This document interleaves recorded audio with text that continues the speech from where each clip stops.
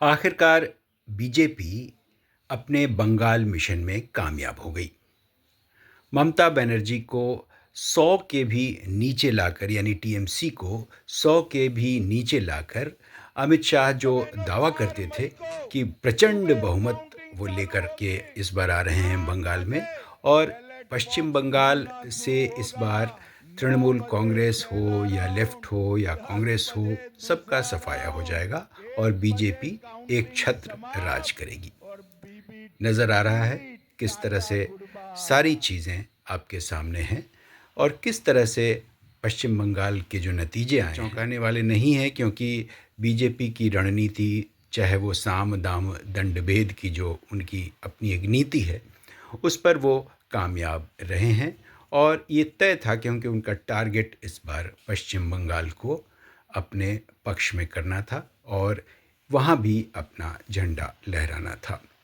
जाहिर सी बात है, ऐसे में ममता बनर्जी अब क्या करेंगी, तृणमूल कांग्रेस अब क्या करे, इस बारे में निश्चित रूप से आगे चिंतन प्रक्रिया तो होगी ही, लेकिन जो स्थिति है उसमें ये बात तो साफ नज़र आती है कि बीजेपी अपने मिशन में कामयाब रही है और आने वाले वक्त में बीजेपी जो बाकी बचे हुए राज्य हैं, जैसे केरल को ले लीजिए, केरल में भी दक्षिणपंथियों ने कभी अपनी जगह नहीं बनाई और वहाँ एलडीएफ और यूडीएफ की लड़ाई आपस में चलती रही और कई बार यूडीएफ हावी रही तो कई बार एलडीएफ। और इस बार जाहिर सी बात है कि कांग्रेस इससे खुश हो जाएगी कि उसने केरल में लेफ़्ट को हरा दिया, वही लेफ़्ट जो राष्ट्रीय स्तर पर कांग्रेस के हमेशा साथ रही है।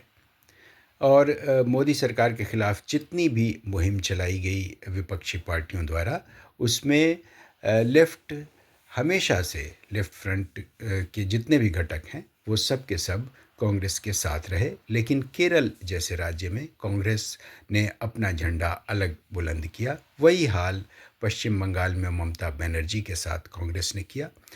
तो जाहिर सी बात है, इस पर एनालिसिस बहुत हो रही है, तमाम चैनल में इस बात को लेकर के चर्चा हो रही है। और बीजेपी आखिर इतने कॉन्फिडेंस के साथ शुरू से ही क्यों रही कि पश्चिम बंगाल तो इस बार उसका होना ही है।